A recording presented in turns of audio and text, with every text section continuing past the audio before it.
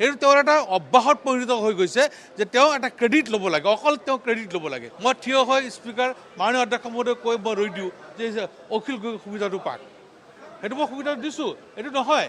গতিকে এইটো তেওঁ যিটো অভিযোগ আনিছে এইটো সত্যৰ আধাৰত নহয়। এইটো আমিও এইটো বানপীড়িত অঞ্চলৰ দুখৰ সমভাগী আমিও। বান সমস্যাটো যোৱাকালি বিধানসভা আৰম্ভ হোৱাৰ পিছত আমাৰ বিধায়িনী দলৰ নেতাৰ দ্বাৰা আমি এটা সভাস্থগিত প্ৰস্তাৱ আনিছিলোঁ যে কালিৰ দিনটোৰ সকলো কাৰ্যসূচী বাতিল কৰি এই বানপীড়িতসকলৰ কথাখিনি পাতিব লাগে বুলি আমি আলোচনাৰ কাৰণে এটা প্ৰস্তাৱ দিছিলোঁ, সভাস্থগিত প্ৰস্তাৱ।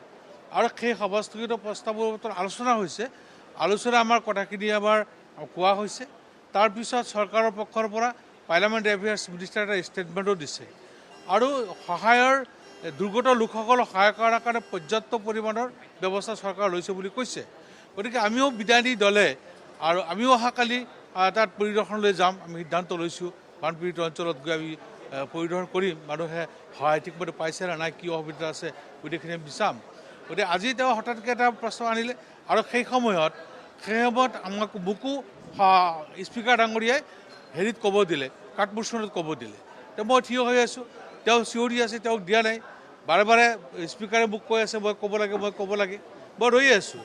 অৱশেষত যেতিয়া স্পীকাৰে কিছু বেয়া পাই আছে তেতিয়া মই কোৱা আৰম্ভ কৰিছোঁ আৰু তেওঁক আউট কৰি দিছে। গতিকে এইটো নহয় যে বানপীড়িত অঞ্চলৰ মানুহখিনি সমভাগী দুখৰ সমভাগী আমি নহয় বুলি সেইটো তেওঁ ক'ব নোৱাৰে। এইটো তেওঁৰ এটা অব্যাহত পৰিণত হৈ গৈছে যে তেওঁ এটা ক্ৰেডিট ল'ব লাগে, অকল তেওঁ ক্ৰেডিট ল'ব লাগে। কিন্তু বানপানীৰ সমস্যা সম্পৰ্কে আমি যে যোৱাকালি গোটেইবিলাক কথা আলোচনা কৰিছিলোঁ, আলোচনা কৰি চৰকাৰে ষ্টেটমেণ্ট দিবলৈ বাধ্য হৈছে সদনত, তাৰপিছতো আমি আমাৰ বিধায়িনী দলে অহাকালি আমি পৰিদৰ্শন কৰিবলৈ যাম। গোটেইখিনি কৰাৰ পিছত আমি এইটো নকৰাৰ কথা নাহে। মই কেনেকৈ সময় দিম?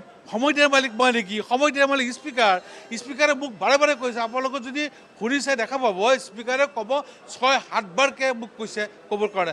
মই ৰৈ আছোঁ, মই নকওঁ। স্পীকাৰ অধ্যক্ষ ডাঙৰীয়াক কৈ মই ৰখি দিওঁ যে তেওঁ সুবিধাটো দিয়ে। স্পীকাৰ নিদিলে মইনো কি কৰিম? গতিকে স্পীকাৰেহে তেওঁক দিয়া নাই।